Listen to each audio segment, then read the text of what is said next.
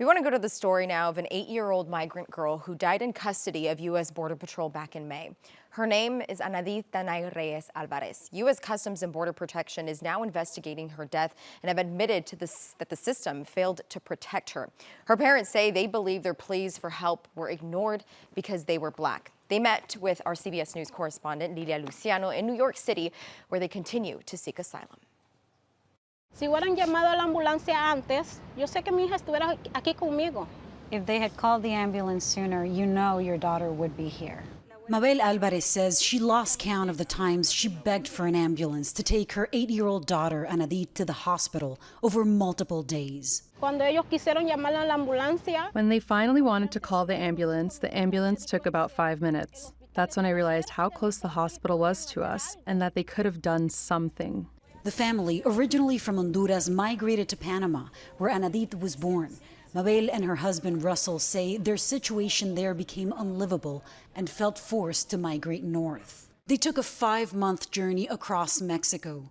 Russell says they were trying to avoid all dangers along the way to keep their 3 children happy and safe. El día que estábamos cruzando el río, The day we were crossing the river, she grabbed my hand happy. Daddy, Daddy, let's go. Let's go to Grandma. She's going to buy me a doll. He says when they crossed the border into Brownsville, Texas, they thought they were finally somewhere safe. el problema fue al cruzar ya. The problem was crossing and being in Texas. Ahí mismo borde patrón. The Border Patrol there was our nightmare. The 5 went to a U.S. detention center in Donna, Texas, where Anadith got sick and tested positive for the flu.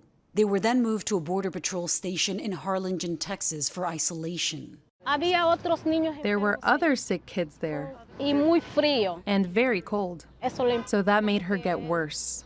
Preliminary U.S. Customs and Border Protection findings confirmed that the family repeatedly requested medical attention, including an ambulance for Anadith, who suffered from sickle cell anemia and had a heart condition. Mabel says she had the paperwork to prove her daughter's medical issues and showed them to officials. Él se paró enfrente de mi hija y le dijo, A patrol agent didn't believe me. He stood in front of my daughter and told her, "Tell me how you can't breathe, because a girl that can't breathe would be passing out, and you're not passing out. You're fine," he told my daughter. y mi hija le dijo, yo And my daughter said, "I'm getting a little strength just to explain I can't breathe, not in my mouth nor my nose." And he told her, "You're fine." The preliminary findings also found the family requested medical attention at least 9 times. A nurse contractor denied at least 3 requests to call an ambulance and also didn't properly record medical visits. And the cameras at the facility were not working. It also found officials failed to consult an on-call pediatrician. The day Anadith died, Mabel says she knocked on the infirmary's door many times. me decían que no. They told me no.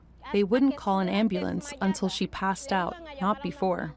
The last time Mabel went to seek medical help for her daughter, she was turned away. And before getting back to her cell, Anadith had a seizure and collapsed. A CBP official concedes the system failed her, saying, quote, "There were many parts of the system that did not function as designed to protect Anadith." That official says reforms are underway to ensure those errors don't occur again. Well, Lilia Luciano is joining us live this morning. Lilia, thanks for being with us this morning. That is hard to listen to when you hear the parents say that Anadith tried to explain that she was having trouble breathing, yet they got the strength to tell their story. Did they share with you why they felt this was important to share? Absolutely. That was my final question to them, because I could not believe their strength. And what they told me is, of course, that they are trying to honor their daughter's life, that they remember her as a happy little girl who always helped people, that when she saw people who were in need of help, she would always ask her parents, even if they didn't have anything to share, to do that. But also because they don't want to see any other parents pass through or go through what they've been through. You know, one of the most remarkably sad parts of this investigation that we've learned is that we know that the policy is that migrants should not stay detained for more than 72 hours, for 3 days. That is the policy. And yet this family was there for 9 days. They told us that after their daughter was already dead, after Anadith was taken to the hospital, declared dead, even though Mabel is certain that she died in her arms, that they were still held for yet another day. And they tell this as an anecdote.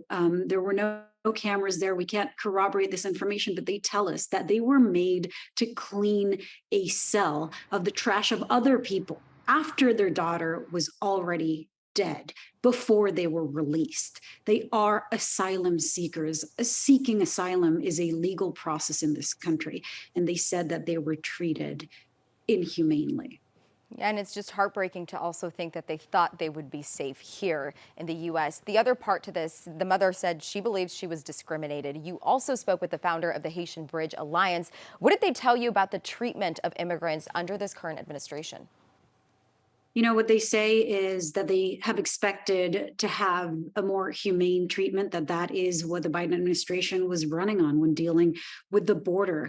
This is the first child to die in the custody of Border Patrol, but not the first. There have been several children who've died under the custody of the U.S. Department, migrant children.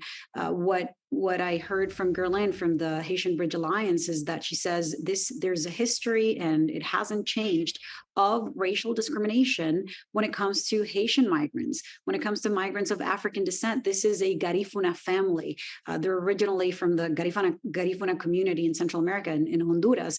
And they said that along the way, agents and others kept asking them, how come you speak Spanish? They said that they face this kind of different treatment. Yeah, and it's just when you hear about this, and no family should ever have to go through this. The other part, the CBP official says the system failed her. They are admitting this. Do we know, though, what is being done to try to avoid another tragedy like this? Well, one of the things that CBP did is they cut ties with the medical contractors that were there, that were attending or not attending Anadith. That was an important call. Lilia, I'm sorry, but we're losing your audio a little bit. I know this is a very, very important story, and we're hoping that we can continue to tell these kinds of stories. We are having audio issues, but we appreciate you just coming on and really further explaining some of these details and really telling the story of one family. We know there are many families who are trying to come to the U.S. and are looking for a place to seek safety. We appreciate it. Lilia Luciano in New York, thank you.